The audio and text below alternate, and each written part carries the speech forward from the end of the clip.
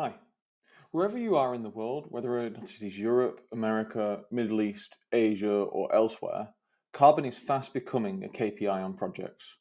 In Europe, in France, in the UK in particular, there are already legislation in the UK under NEC 4 X29 and with the British standards past 2080, for example, that bring carbon as a KPI on projects. Long story short, carbon will be measured in the same way that cost and schedule will be. We will need to S-curve it, we will need to baseline it, we will need to monitor it, we will need to deep dive it, we will need to be able to evaluate change, we will need to be able to run risk analysis, there will be compensation events, and we will have liquidated damages against it. Understanding that carbon can be measured or at least shown in exactly the same way as schedule and cost is 90% of the battle. The other 10% is how to do that. This module here gives you all of those answers. Enjoy. Your Nodes and Links AI platform is incredibly unique in that it can calculate the embodied carbon of your project based on the materials and the equipment that you've resource loaded. You don't have to resource load at the lowest level. You can resource load at any level and it can calculate that. Now, the way it does it is quite special. It uses a piece of artificial intelligence called natural language processing, which is at the heart of all the large language models like ChatGPT. What it does is it reads off the resources and the materials and the equipment that you've put in your schedule, and it categorizes them. So, for example, if you'd put structural steel, it will categorize that as steel. It then looks up at a database that we have, a database of norms from across the industry, of the average embodied carbon element of steel within construction. It then takes the amount that you've put, the tonnage, times it by the embodied amount to give the embodied amount of carbon. Because this is allocated at a level lower than a level 0 or a level 1, we are able to S-curve. After that, we're able to break down. After that, we're able to run a risk analysis on carbon. And I'll talk you through those points right now. So first, we must calculate your project's embodied carbon emissions. And we can start that on the home screen. If we scroll down here, we have two widgets. One that tells us our project's embodied carbon emissions based on the materials and equipment. So this project is 25.5 kilotons. And a second that looks at how a week of delay affects different WBS components. By clicking on this arrow here, or by going into CO2 management and overview, we are able to dive down, and we'll do that now. So here we've got our project's carbon S-curve. We've got our total carbon footprint here, and an interactive S-curve that tells us at any point in time what the baseline carbon and what the selected schedule's carbon is. And of course, you can change the baseline just how we've done previously. The graph is interactive, so we can turn these graphs on and off. What we can also see is how it compares against the baseline directly in words. And this is an output of the natural language processing module. So the selected schedule produces 25.5, which is a 1.3% decrease compared to the baseline.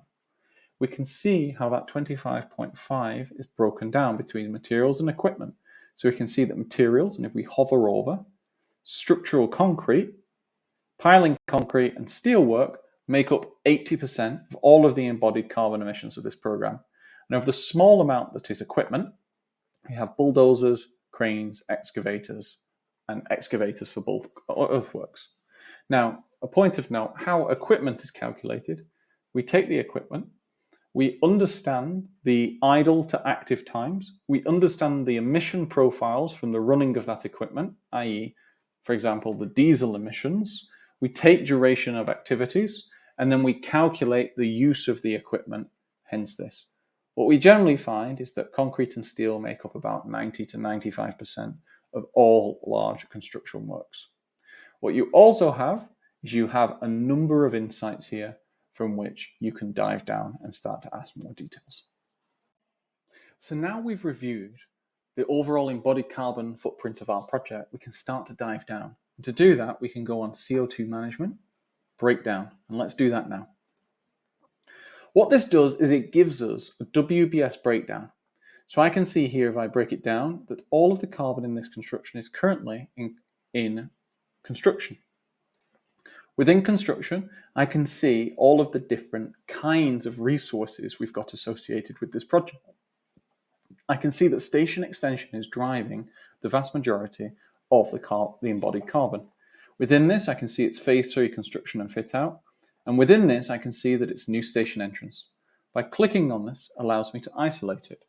I can see that in new station entrance, there's 17.6 kilotons of carbon.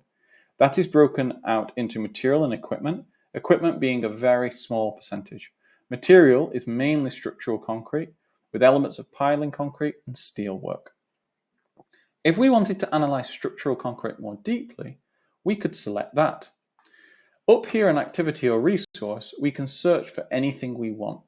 That will isolate all of the activities and milestones that have that equipment or that material associated with it. So here we can see all of the activities and WBSs that have structural concrete. We can clear all by just doing this. We can also download these diagrams with this arrow in the top right. This way, we can very quickly see what our carbon footprint is for each element of the project and be able to download and report on it. Next, we'll talk about change. So finally, now we know our embodied carbon and where it lies, we can start to analyze change. And there's two ways to do this. There's plan change and delay change. So plan change is where we have a new schedule. We've changed the resources within it based on our plan. That you can see at this on the overview screen, and you can see it at all points in the S-curve here and in this statement here. To see how delay would change the program, what we do is go into breakdown, and we are able to go to any level of the WBS, and it will calculate what a week of delay will do, both in terms of kilotons and in terms of a percentage to the increase to the overall embodied carbon of the program. Now, using this, you will be able to very easily calculate what certain delays, so for example, a 4-week delay would be 4 times that, which would have a certain impact. The reason why this was built was in part from UK legislation, specifically NEC4 contracting, the X29 amendment, plus the PAS 2080 British standard that details how you calculate carbon. Long story short, I'd invite everyone who's under NEC4 to read the X29 amendment, but it makes carbon a compensation event. So by knowing how carbon will change because of certain actions, you are open to getting compensation. So with that, you're able to monitor, analyze, and decide on the carbon footprint of your project. Including carbon within your workflows is really up to you, but the best practice that I've seen is that in the monthly reports or in the change reports, elements of carbon footprint and carbon change are included. If it's not in the contract, this just sets good practice to show that you care about the sustainability of your project. If it is in the contract, there will very likely be explicit workflows that detail how you can incorporate for things like claim events and disruption. All I would say is please sit down with your line lead to discuss how you can incorporate carbon within the reporting of your project.